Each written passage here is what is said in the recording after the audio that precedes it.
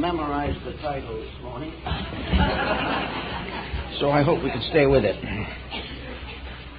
I suppose there is no one who, at some time or other, has not gone to a friend, a neighbor, or a relative for advice. And civilization has followed this general pattern since the beginning. We have always turned to our fellow creature in time of trouble if we feel that that person is capable of being of practical assistance. And many are. And in the days before the rise of professional psychiatry and psychology, the favorite source of inspiration was the local minister.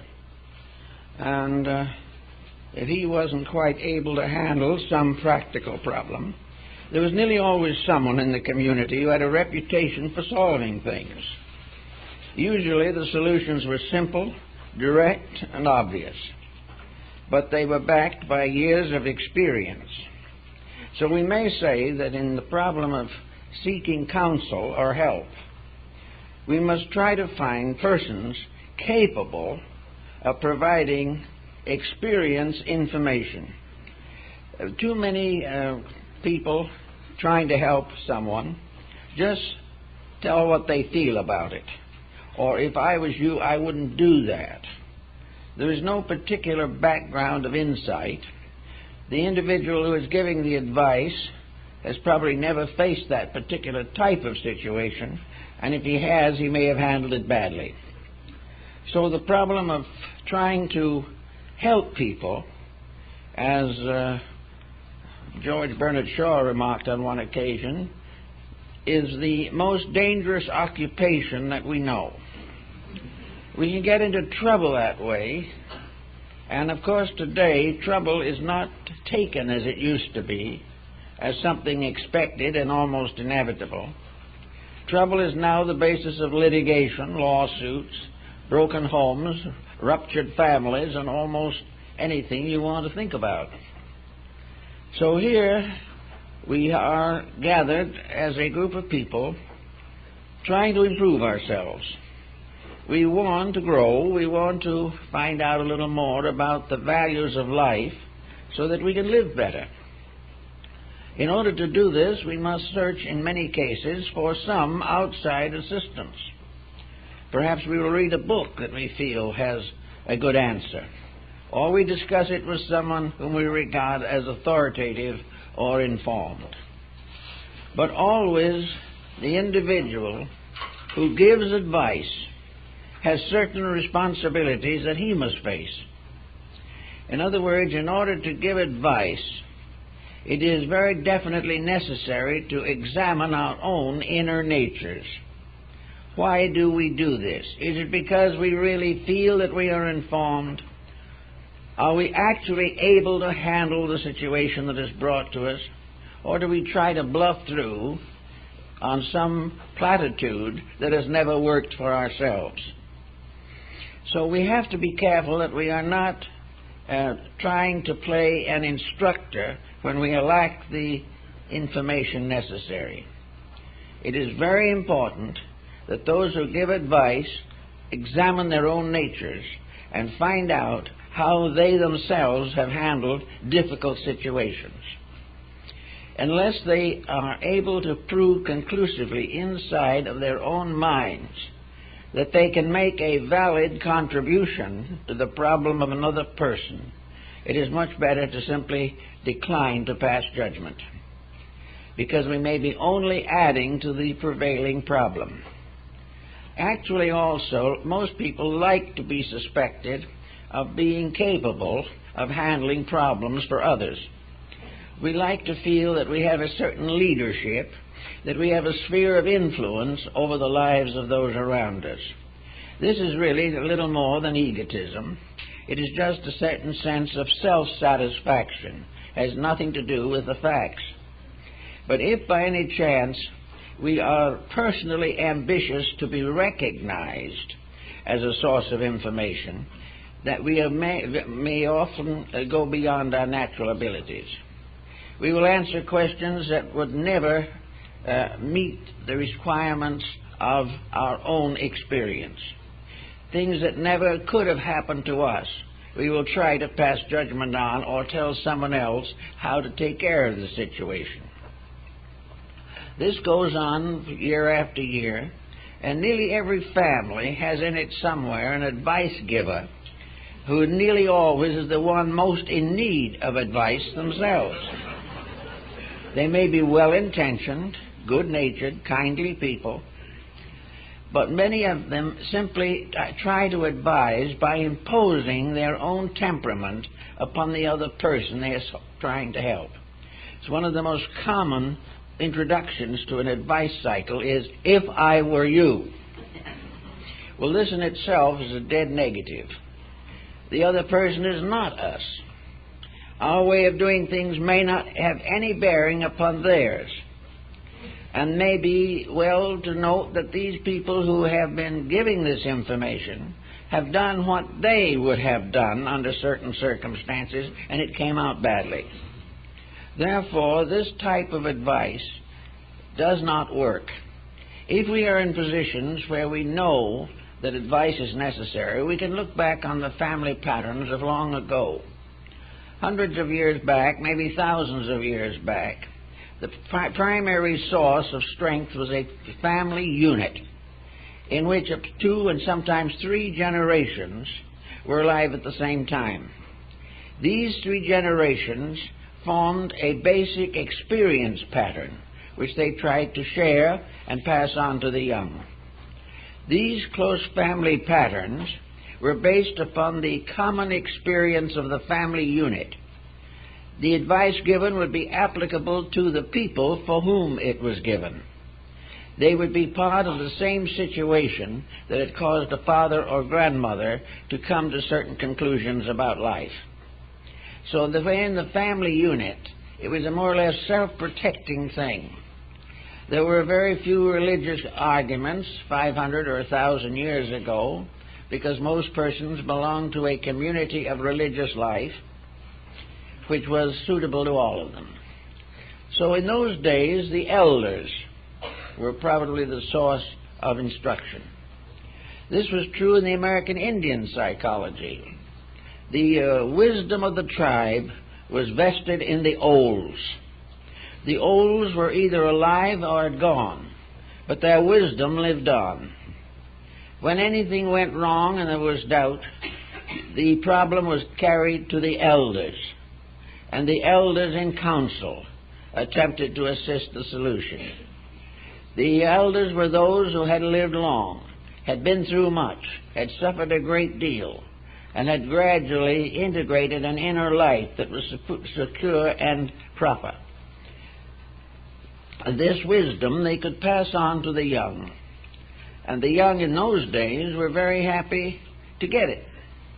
They were quite aware that they were sharing in a continuity of convictions, that as it had always been solved before, so it would be solved again. So the Indians really had a very tight way of approaching this particular problem. They had the medicine priest, and in the Indian philosophy, medicine meant sacred. And all problems were brought to this sort of mystic elder, whose word was law, whose decisions were final, but in all cases were based upon the old wisdom of the people who had gone before, those who had lived long, who had labored hard, and had died bravely in the defense of their tribe. So this type of wisdom became the basis of guiding new generations. Now, the younger generations were not too difficult to guide at that time for one very important reason.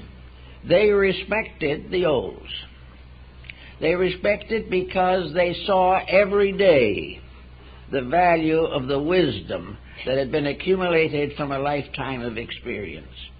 These young people did not question, because in their hearts and minds they knew that the elders were better informed, had the proper solutions to problems. Now, of course, this is very largely broken up. There is no such a pattern anymore in most cases, although among a number of Amerindian groups, the reestablishment of this concept of counseling has been more or less reestablished. It is this close contact with the natural problems of things that helps to make the proper counselor. Now, the Bible, the Old Testament particularly, has to do with the prophets and priestly ones of old. There were those who, out of the wisdom of years or by mystical experiences within themselves, were wonderfully gifted, and even the rulers listened with great attention and were careful not to offend those upon whom the Spirit of the Lord had descended and had given them jurisdiction over the acts of mankind. Now, these old priestly ones were not just simply wise in the professorial sense of the word. They did not speak from an academic background. They spoke from the experience of the ages.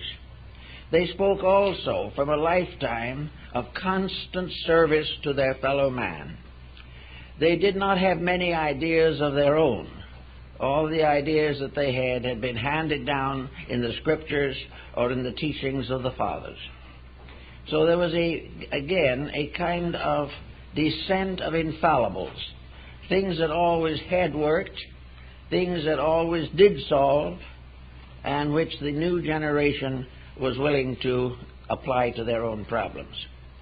As the family ties broke and the situation scattered, a great deal of this wisdom has been no longer available to the average person. So today, if we have a problem on our hands and we want help, we cannot simply ask somebody. We cannot take it over the fence with the neighbor. We cannot go down the street and to a friend who plays bridge with us on Tuesday evenings. These are not the ways in which we can hope to find solutions. Of course, the first problem, when faced with difficulty, is to look inside yourself. If you can be completely honest with yourself, you are the best counselor you will ever have. But many people are not capable of that degree of impersonality. They are bound to sit on one end of the scales when they weigh a problem.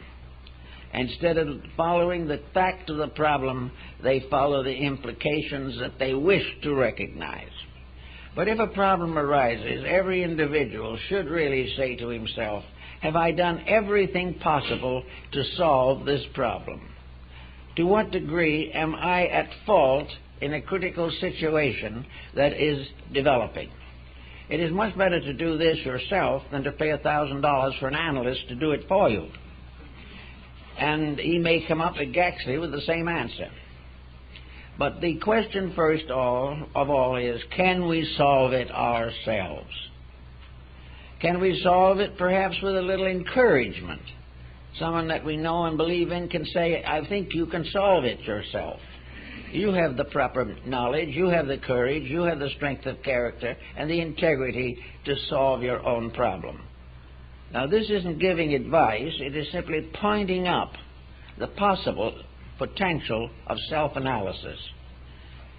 Well, if it happens that the problem could be within a range of self-analysis, then it's very wise to take the position, in my situation, have I been doing what I should have done, or have I been doing what I wanted to do? And if these two are not the same thing, they can explain a great many difficulties. It is always in our way of thinking that we want to be happy, we want to be comfortable, we want to have every privilege possible to us. But the question then arises, how far can we carry this without damaging other people or debilitating our own ethics? Very often, if we think a little while, we can see why things have not gone badly. We begin to understand how a bad investment may have crippled us financially, perhaps only because we tried to get more profit than was reasonable. All the way along, the individual has to curb his own appetites. He has to put a certain restriction upon his own ambitions. He must live within the area of his own available intelligence. And if he does not do this, he is bound ultimately to come to difficulty. Well, you can look through the situation, and if you have a living parent or someone who is very close and has long been very fair in matters, you can perhaps discuss it a little bit with them to see whether they had discovered in you characteristics and traits which you have not recognized that you have. This does not mean that they will give you important or concluding advice, but they may point out how you can help to solve your own difficulty. Actually, we are all in this world to solve problems ourselves. Now, in a complicated civilization such as we live in now, it is not always possible to do this alone. We must call in help. We must do various things that will assist us in protecting our integrities and our normal rights and our responsibilities.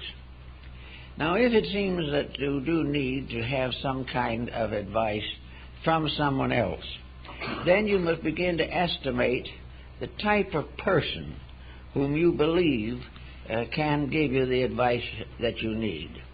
The present tendency is to be a little afraid of professional, technical advice.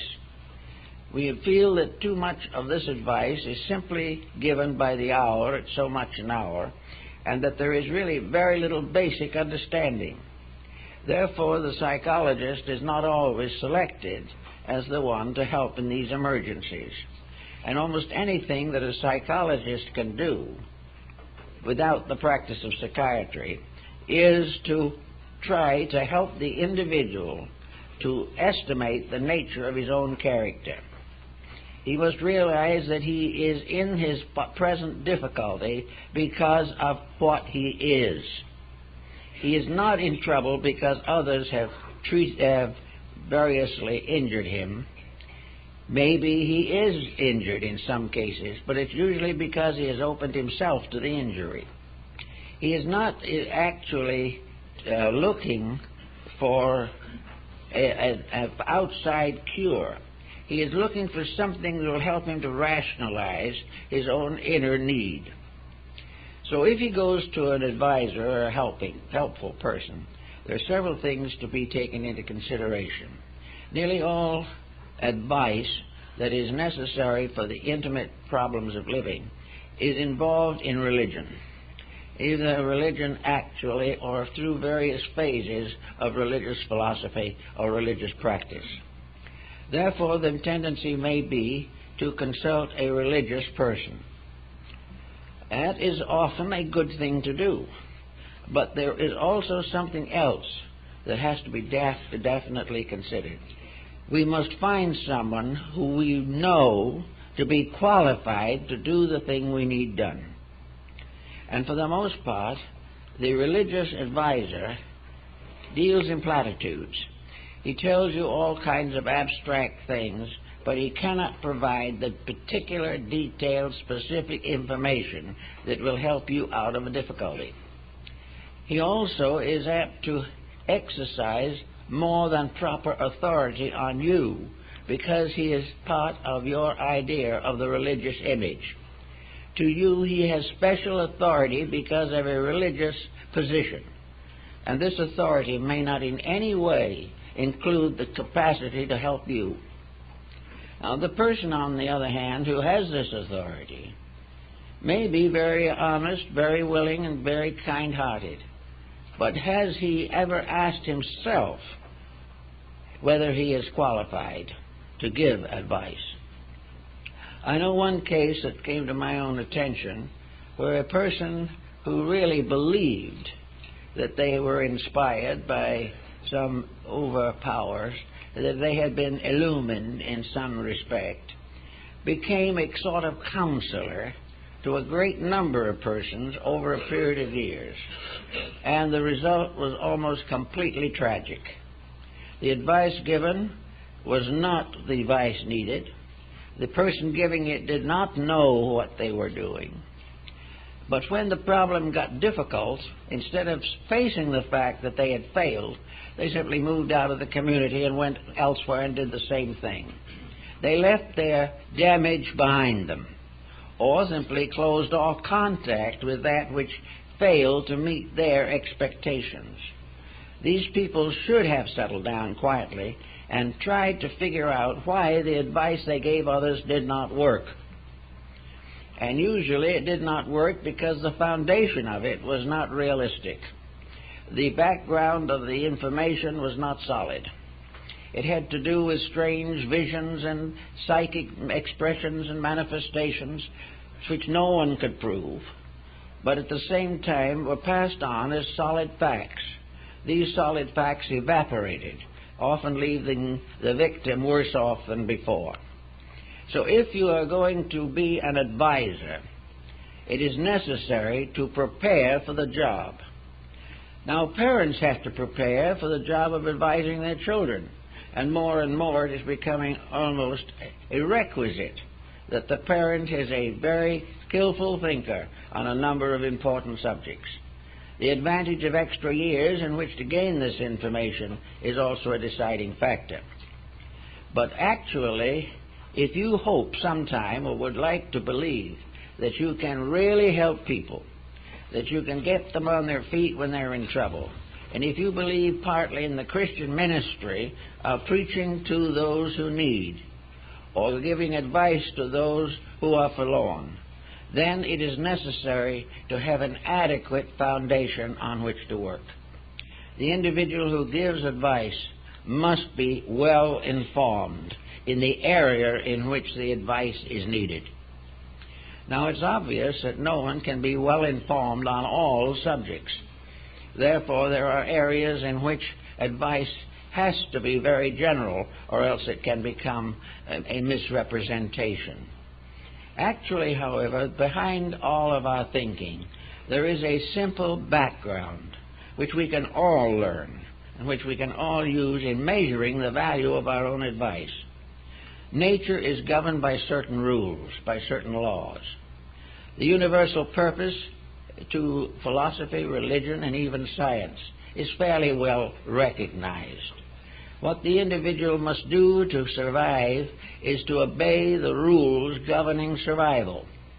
The individual who wants to be happy must obey the rules that bring happiness. The same of health, the same of knowledge. Even in sports, unless the person is willing to take the necessary training, he will not excel. So in every basic problem of life, there is a generality in which advice can be passed on almost without particular intelligence. But it is simply advice to keep the rules, to keep the faith, to read the Scripture, to follow the commandments of Moses and Jesus. And that if individuals will do these things, most of their problems will evaporate. But our present generation is made up of people who have joined various religious organizations, but have kept all of their previous prejudices. They are not really actually practicing what they preach or what has been preached to them. They have been newborn in some faith, but they do not forgive their enemy quickly.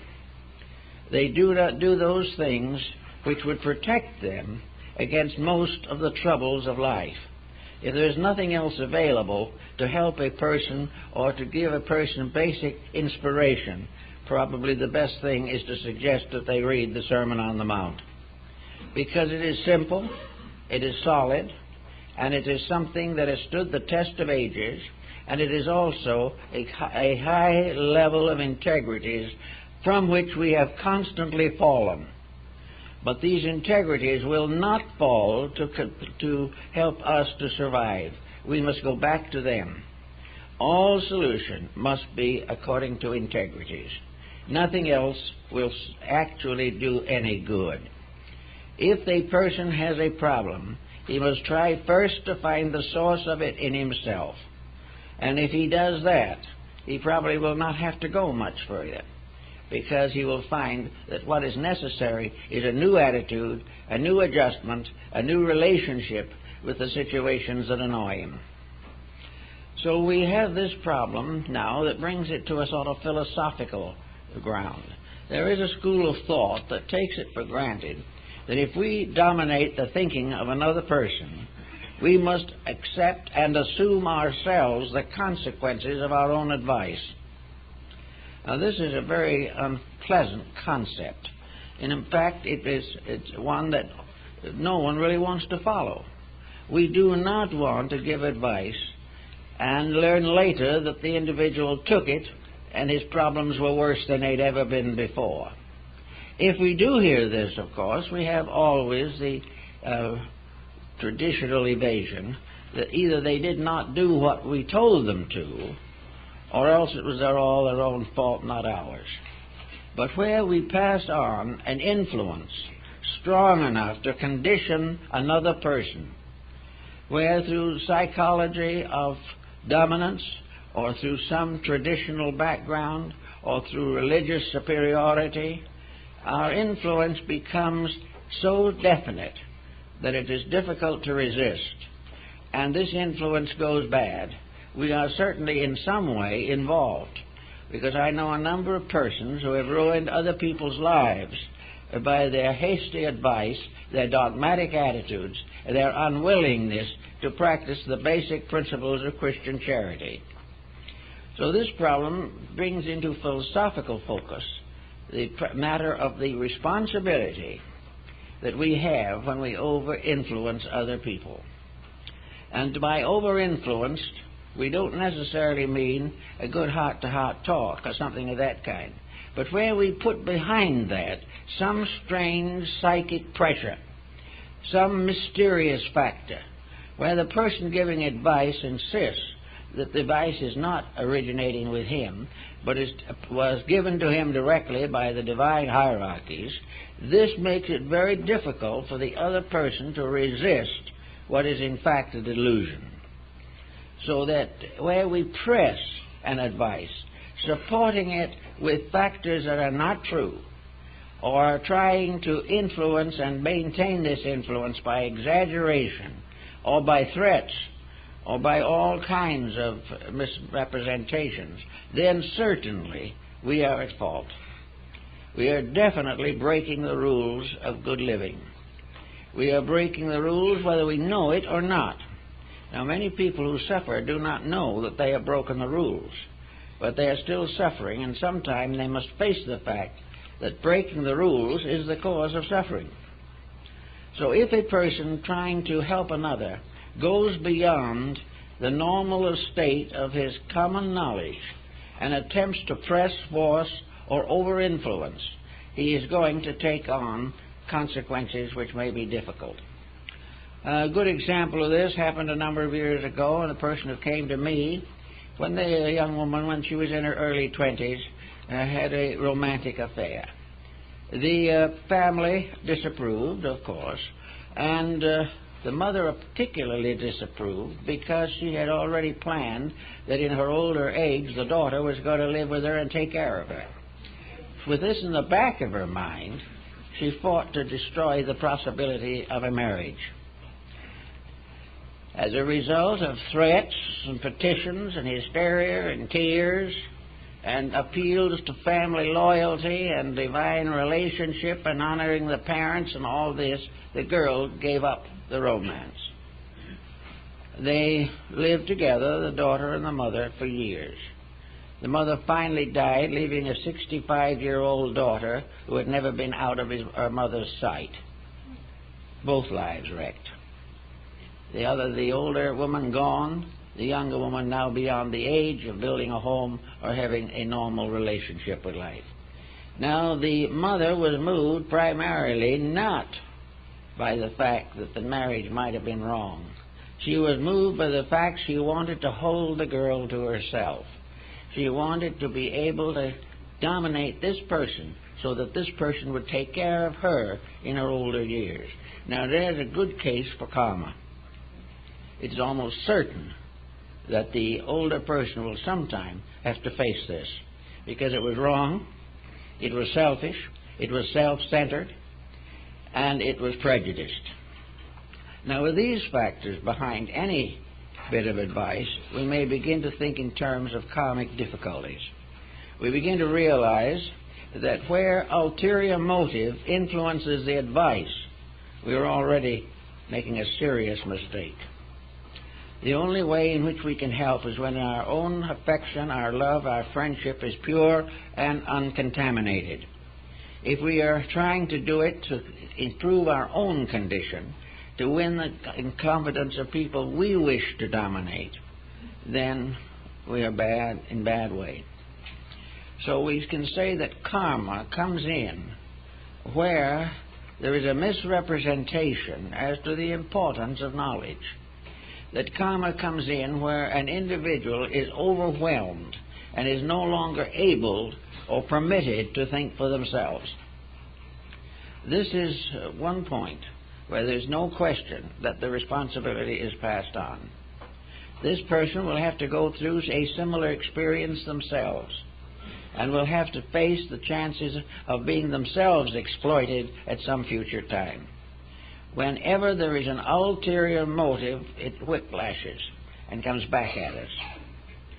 Another phase of this particular approach to the situation is that we impose upon others the idea that we are like them and that they are like us in many ways where this similarity does not exist. This is the cause of the favorite statement, "If I was you," and then the decision. But never has it been pointed out clearly that I am not you. And for that reason, the whole problem is badly complicated. The woman comes to a neighbor across the fence and says she is going to divorce. And the neighbor says, "Of course you are. You are certainly going to divorce. He's a perfect brute. How did you live with him this long?" The other neighbor, who knows he's a perfect brute, knows it because the wife has told her. She may never have met the husband at all. He might be the perfect brute. You never know. But the neighbor advising, wherever an advice involves a situation that is not obviously constructive, it must be taken with a grain of salt. It is perfectly right to say, if you feel that you need to separate, that is your decision. No one should interfere with it. If you want our opinion, we can't give it because we don't know. But somewhere in the great teachings of mankind there is an answer to your particular problem.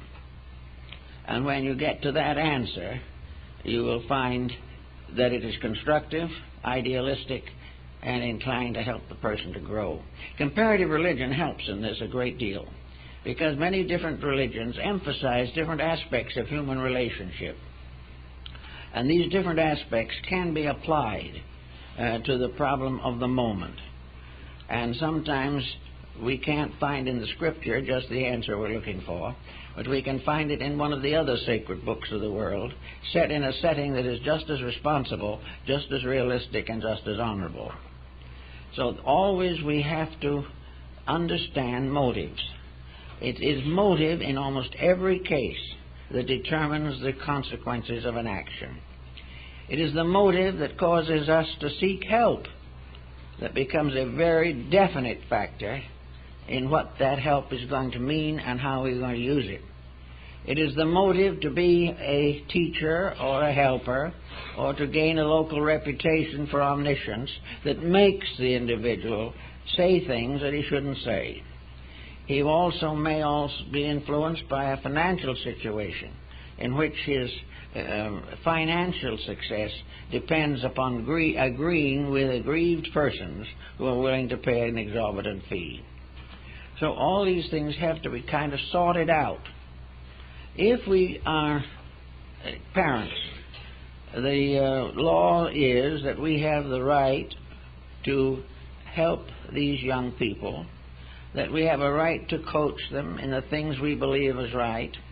We have a right to chastise them in some way if they break the common rules of life before they're old enough to understand them. We have a right to try and make honest citizens out of our own children. We can do all that is possible. But also, it is very likely that the effort will be clumsy, extremely clumsy. We will simply demand obedience, and we will never question in ourselves whether the thing we wanted them to do was suitable for them to do. We demand obedience and allegiance and unquestioning acceptance, but when the child stands a few feet away and looks back at us, they find that we are not the responsible person who could hold their confidence. So there is rebellion where the conduct of the parent is not consistent with the natural integrities of a child. If these integrities are blighted long enough, they will then be corrupted also, and the trouble will spread, sometimes through several generations. Actually, then, all ulterior motives have karmic consequences. The only thing that has no negative consequence is that which is done with fullness of spirit, kindness of heart, and with all the wisdom, insight, patience, and temperance that we can possibly focus upon the situation. We must in no way try to over-influence. We mustn't fall back upon hypocrisies to strengthen our position. We must not try to plead with a person on some religious grounds which is inconsistent with their believing. All of these side factors have to be faced. Now, advice is something that's not really a mental thing at all after it's all said and done. Advice is an exchange of inner understanding. It is a communication on the level of the human soul. The advice that is given without love, without charity, without honor, is not advice at all. It is rather that we must recognize that as the deity, in one way or another, implants upon the face of nature all the truths that we need to know.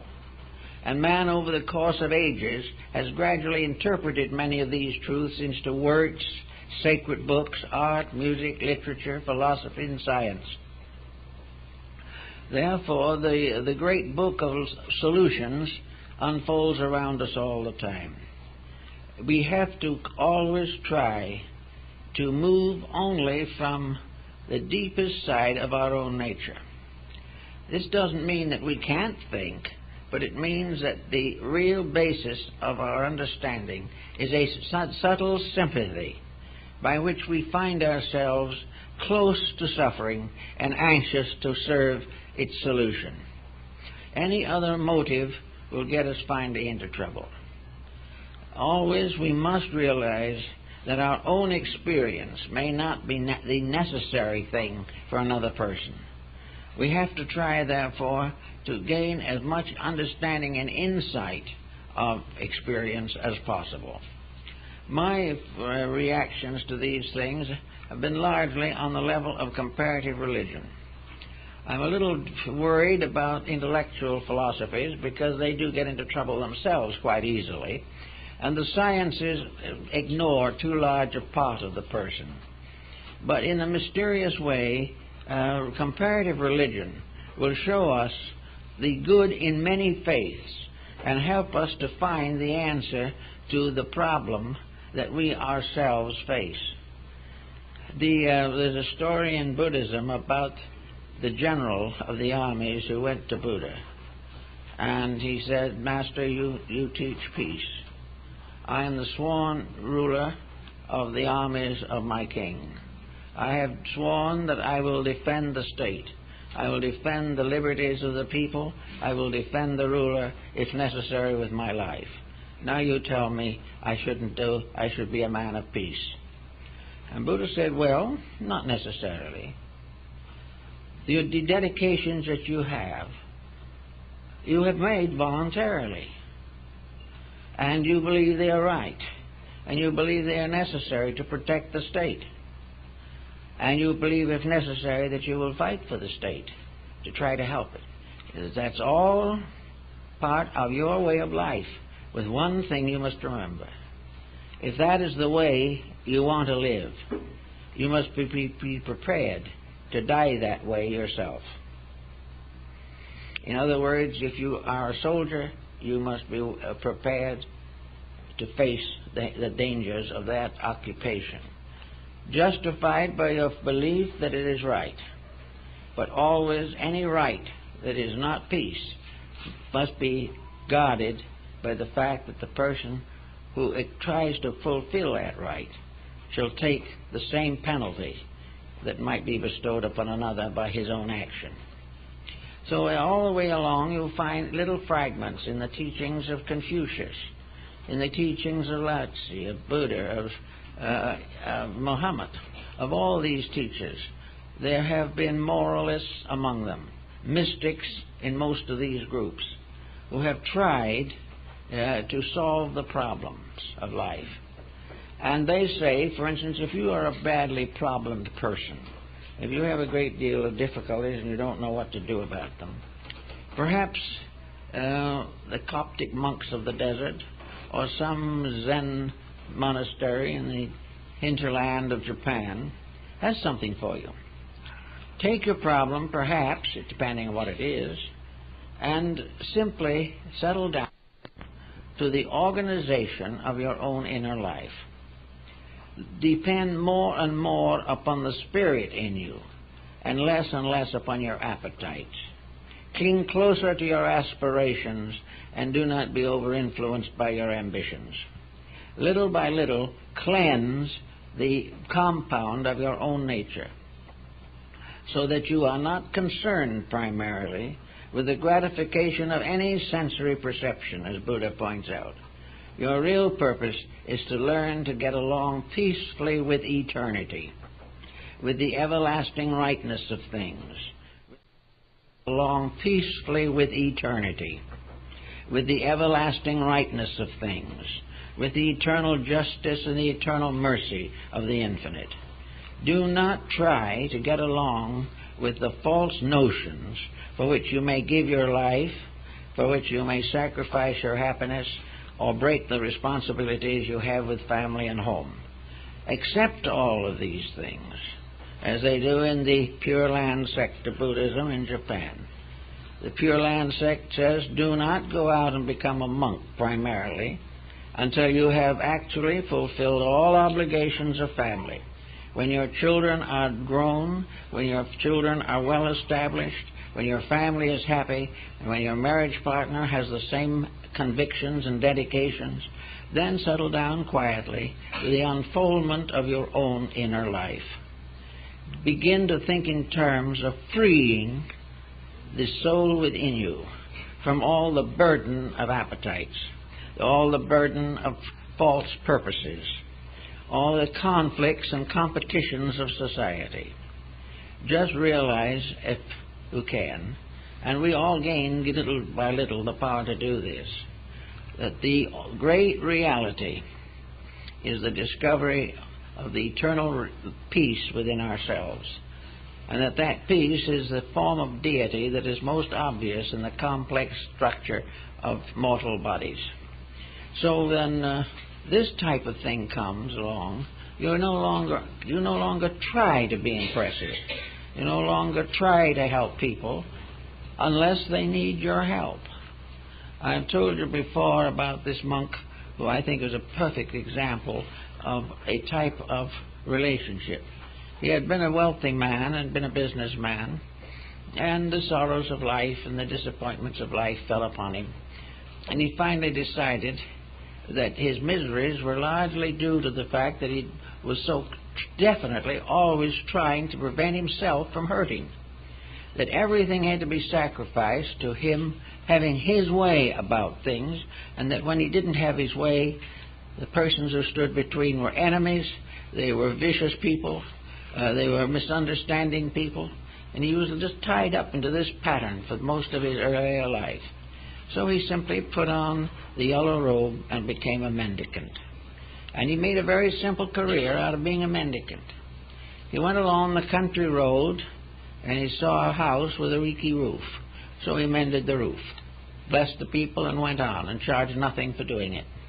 In another house there was a group of people, someone was very sick, and the children were underprivileged and in trouble, and the house was run down, and many people were afraid to enter because of the ailment. So he just went in, washed the children, gave them baths, cooked the food, helped to nurse the sick person till they recovered, and then disappeared. He spent nearly 40 years doing this, from one place to another. His only desire was to serve. He never tried to teach them anything. He didn't have to, because he brought thousands of them to religion by the living of it. And there have been persons in all religions that have made these kind of contributions. And they are the ones whose advice is probably the most vital of all, because it is obvious that it is a solution to the greatest need of the human heart, the need to serve. So we watch these things every day, and we read in the papers and we read the books about all the new things that are happening and the wonderful discoveries that are being made, and many of them are very good. But when we come to these problems and start reading the books, it might be very well for a person who is reading because he's in trouble to pause for a moment before he studies the cure recommended and finds out what the cure is inside of himself. If he is an alcoholic, he does not need to read books on the subject.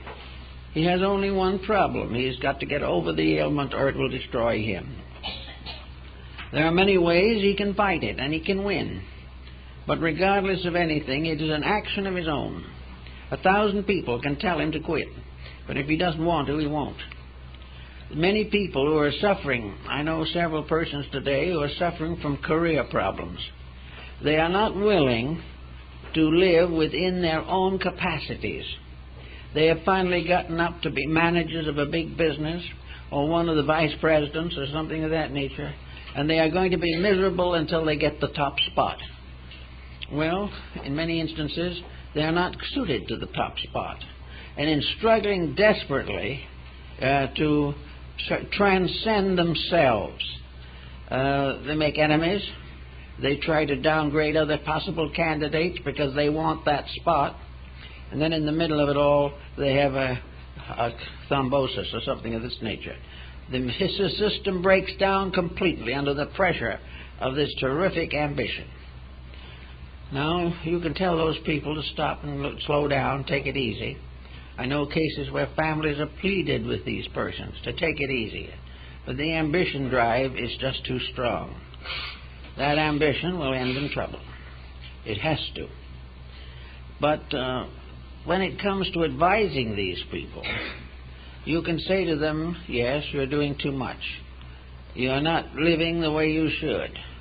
We can also suggest maybe a way in which they might be able to ease up a little on these problems. Diversify. Many of these people have never had a hobby. They've never done any vocational thinking. Get them started on some kind of rest. Put a golf club in their hands and tell them to go out and get into the air, to do something else to help themselves along. Sometimes they will do it. Most often they won't do it. But we have no right to go in there and say to this individual, it is divinely appointed that you play golf. And we have it from the archangels that if you don't, you'll get into trouble. Man will probably then go back, and if he doesn't do the things he shouldn't do, he'll be tempted to. So these things won't work.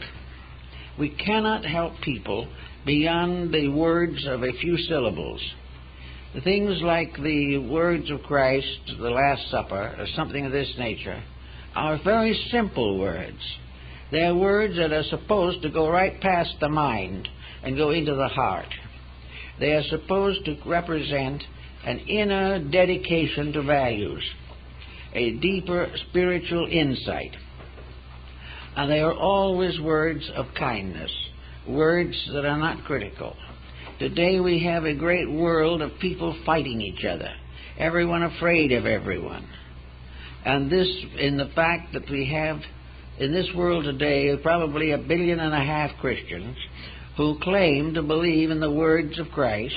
Many of them have been baptized, attend regular church, go to confession, and receive extreme unction.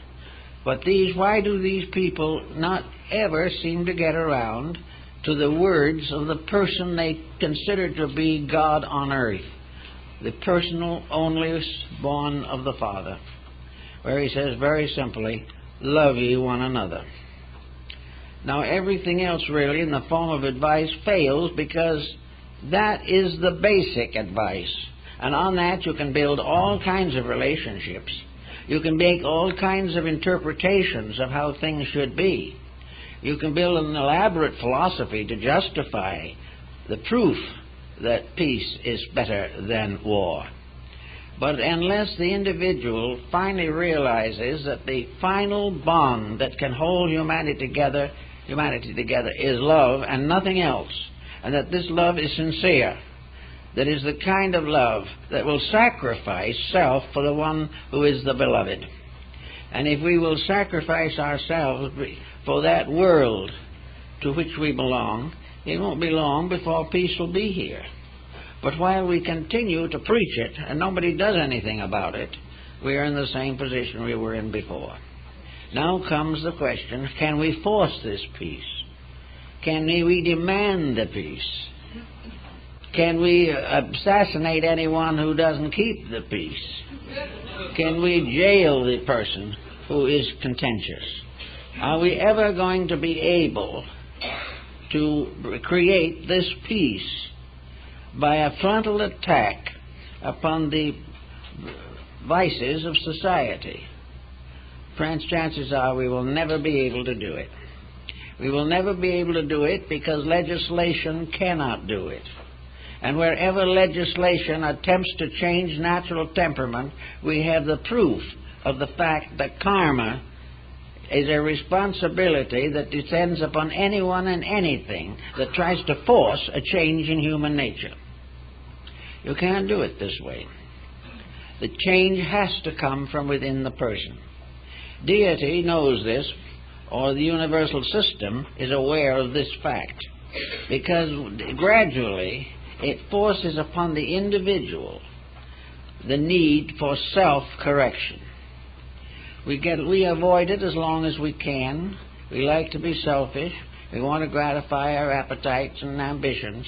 But gradually, one by one, we come to this desperate fact that all of this competition has no significance in terms of space or eternity. All of these things come and pass away again. Everything that we have fades away. It is only that which we are that endures. And we want that which we are to be something we can endure in peace. We do not want what we are to be at war. We do not wish the faults that we allow to arise in the personality. We do not want them to infect the soul behind the personality and gradually corrupt all the peace and happiness that we can possibly hope for. So, we have to say to a person, first of all, make peace with the realities of life. Do it in your own way. But come out with something that you've done that you're proud of for the good of others. Remember the wisdom of St. Francis de Assisi. Remember the kindness and thoughtfulness of the great mystics of the past. And try to gain the answer to your grief by rising triumphantly above the causes in your own nature which brought about that grief. Griefs are things that we all suffer from, but we recover from them if we have proper attitudes. Someone will say, I've been asked a number of times, why don't more people have better attitudes?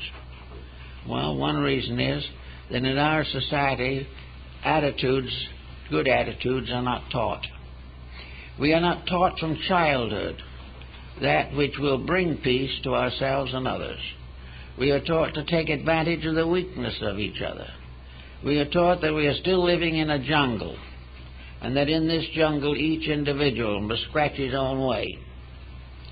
But actually, there cannot be any peace in society until that peace is experienced within the heart of persons. Now, it doesn't have to be in everyone's heart at one time, but it has to be something that spreads, grows, unfolds, and enriches. And if it starts to grow, it can spread just as war has spread. It can become a spread of a great peacefulness, and gradually nearly everyone who has ever suffered will be glad to stop suffering. But it has to start within ourselves. So when someone comes to you and wants to know what to do about buying that new house or something of this nature, the answer is to take it inside of self. Don't ask another person for the answer. Examine the facts and you'll find the answer.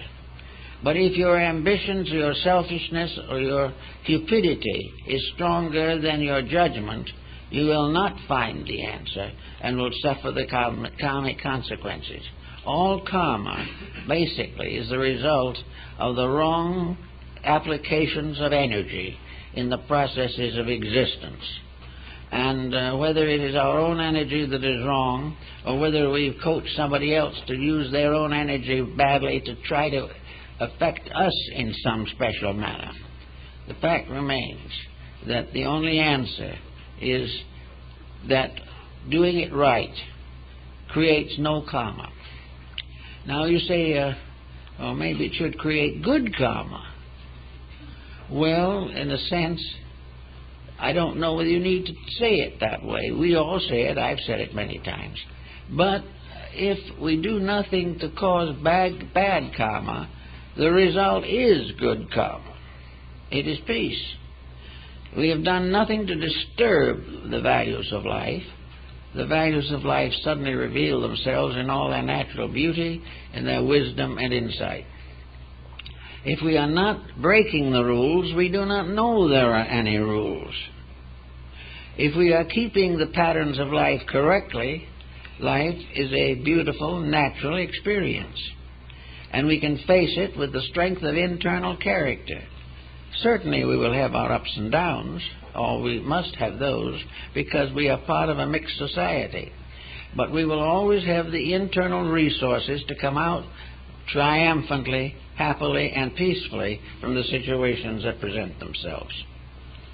So we'll say that somebody now, in this pressure of things, says they feel that they know exactly what somebody else ought to do. This individual doesn't want to do it, therefore he is stubborn, he is ignorant, he is unpleasant, because he does not want to do just what we want him to. So we may find ways of trying to convert him, more or less forcibly. We may say to him, well, if you don't change your ways and do what I suggest, you are not in our employment any longer. That is one way of putting a pressure on a situation. Another one is, if you don't wish to live in harmony with the laws of our family, get out of the house. This is another pressureful thing, which is a way of trying to change a person to meet our requirements, when in reality we should only change people to help them to meet their own requirements. Then we may say, if you join this other religion, I will disown you. That is another mistake. Sometimes it goes so far as to say, if you do this particular thing, I'll kill you. It is this tremendous pressure, determination to change other people, but never giving these other people an example of the benefit of a better attitude toward life. The revenge goes on. It is never solved, never settled. The antagonisms build and build, and then we wonder why the world is in the trouble it's in most of the time. But wherever we try to force, it may not be so strenuously, but now there are many different doctrines floating around, which in a sense are perfectly all right. There's no reason why a person shouldn't follow the religion that is closest to his own heart. But when he joins something that forces him to change his own internal life in a direction he does not want to change it, then something's wrong. If this belief cause forces him to do things that he is not ready to do yet, and he tries to do them, he will be in trouble, and the group will be the victim of its own bad karma. If this other group wants him to perform actions that are unethical. For instance, desert a family or neglect people, or to turn their financial resources at the expense of family into some organization. These things are leverages in which a person is over-influenced, forced to do something, either by intimations or by actual threats that are not what he wants to do. Then he is in trouble. And the only answer in that situation is, if what you are asked to do is below the level of your own integrities, refuse. And if the refusal makes you an enemy to the group, retire.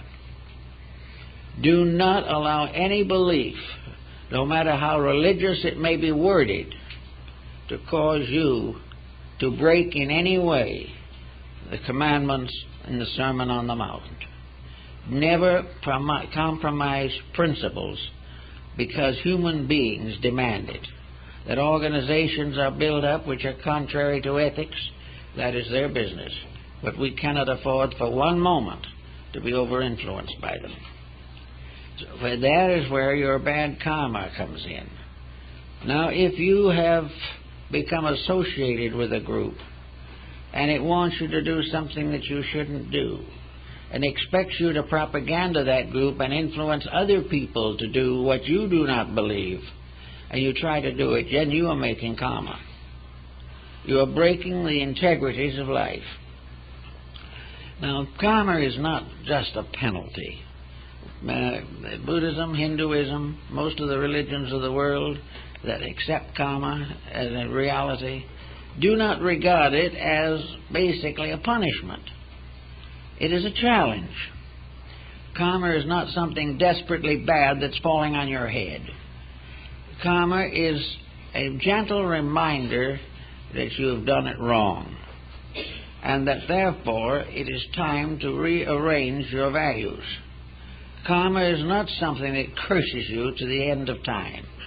Karma is something that invites you by an object lesson to improve your own conduct. If you accept karma as a challenge of integrities and rise above it as such, you will find that there is always a silver lining and there is always a compensation for the improvement of conduct. So never think that karma is like damnation or something of that nature. It is not even purgatorial. It is simply nature telling you that you have broken the rules. And that's because you have broken the rules on one level, you are physically ill. You are not physically ill because you were predestined and foreordained to be sick. You are ill because you have broken some kind of a rule of health. You are worried. Well, your worries are probably quite justified in some things. But if you worry and get headaches, it maybe become ill, then your worry is obviously causing a karmic reaction, because nature says you will not get far by worrying.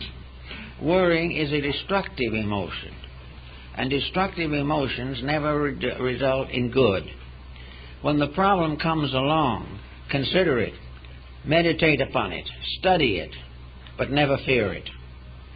Try to do the thing that will take care of it simply. If it cannot be taken care of, learn to patiently live with it until it clears. But do not worry. Worry is a negative emotion. It will give headaches, it will give sickness, it will disturb your personal life, it will disturb your career and everything else. The same is true of mostly every negative attitude. You come through life and you come in here and there's a drive in you of ambition. There is a demand for success that seems to be built into you. Well, that is in all probabilities part of the message that comes through from a previous life to remind you that you were trying to be more than you should be then and haven't gotten over it. When this type of thing comes along, relax, do the thing that you can do well, but do not strive beyond a reasonable point or you'll get nothing out of it but sickness. If in the course of all of these experiences you begin to flirt with justice and do things that are illegal, immoral, or unreasonable, then more karma comes into play. But if you correct these things, the karma ceases. And if you didn't do them in the first place, there wasn't any karma. And the individual who lives a simple, direct life is going to be the saint of tomorrow. In this world we're living in now, we're coming to the end of the 20th century. And we're coming into it in an awful mess. Now, this mess is not quite as bad as it looks, we'll admit that.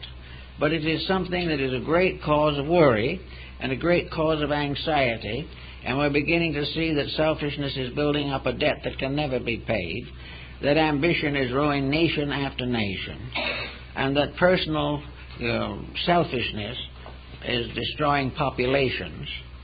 All of these things are very depressing, and rightly so. But they all arise from the same simple fact, namely that we won't keep the rules.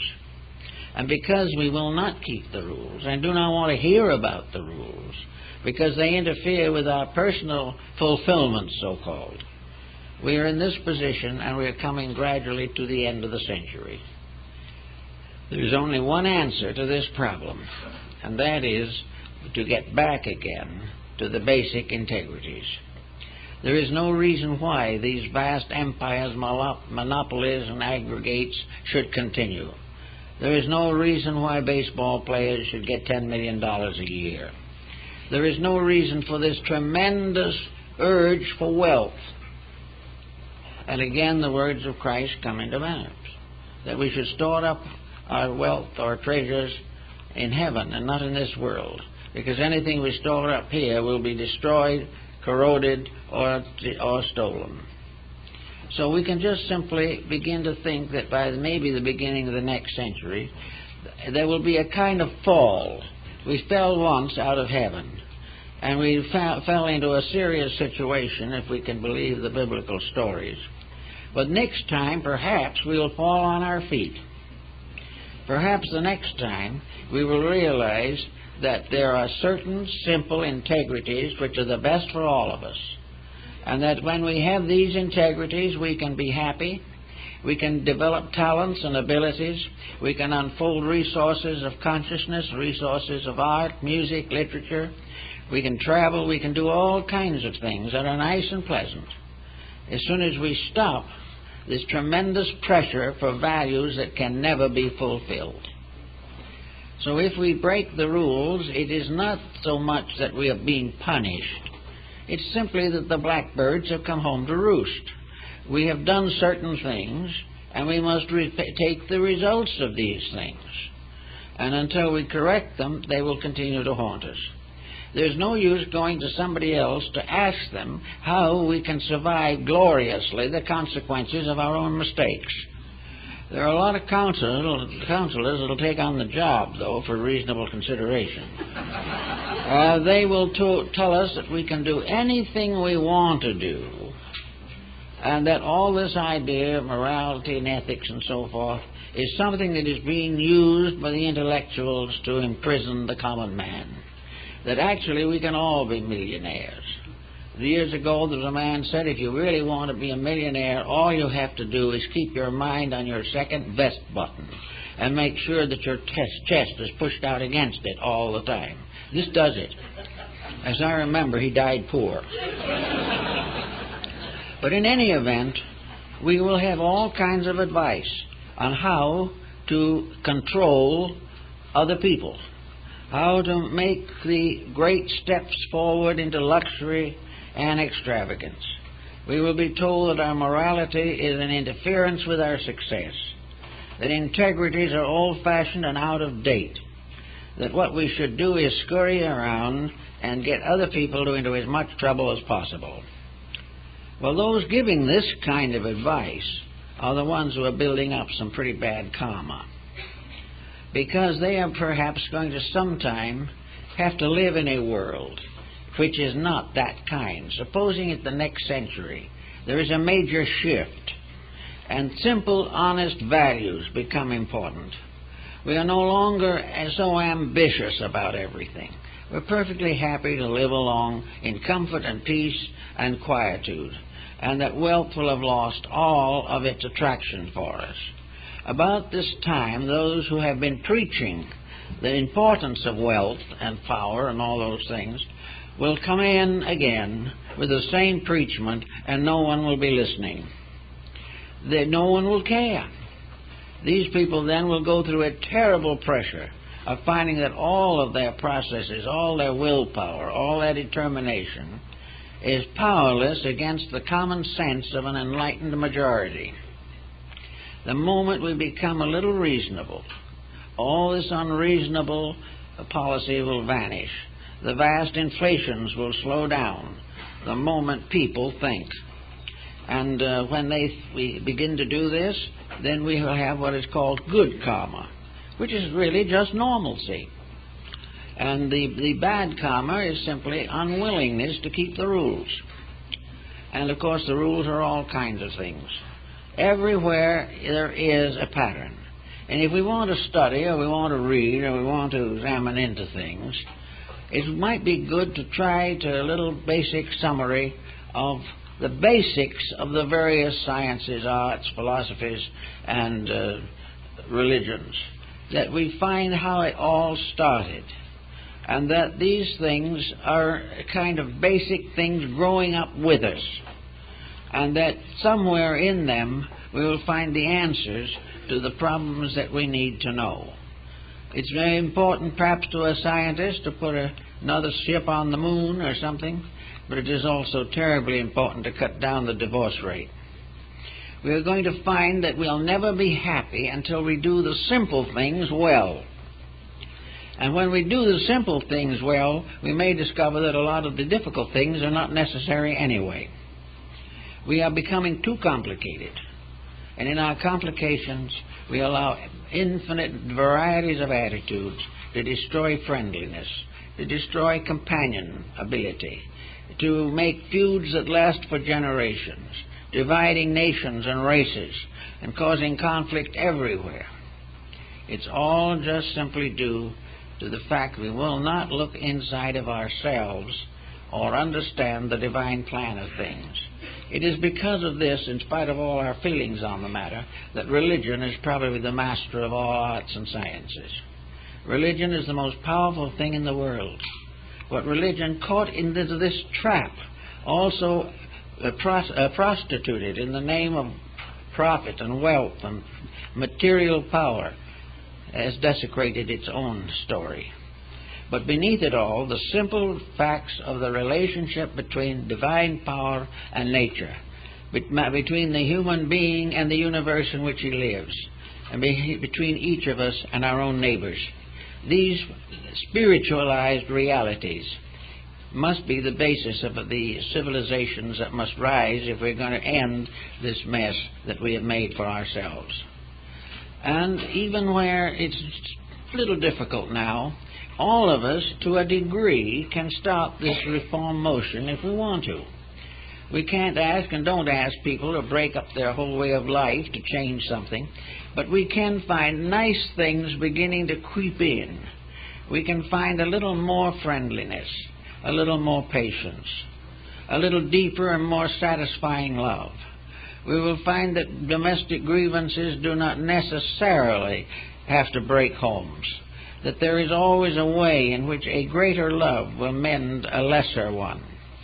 There is no reason why we should be building always to defend ourselves against hate.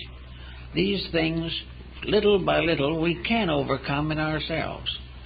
We can reach out and cure a grudge that we've had for a long time. We can live within our means and not have the fear and anxiety of debt. We can give a little more time to the children if we want them to give a little more peace to us in later years. Everything can be done the moment we begin to put values where they belong. And until we put values where they belong, we're not going to get the results.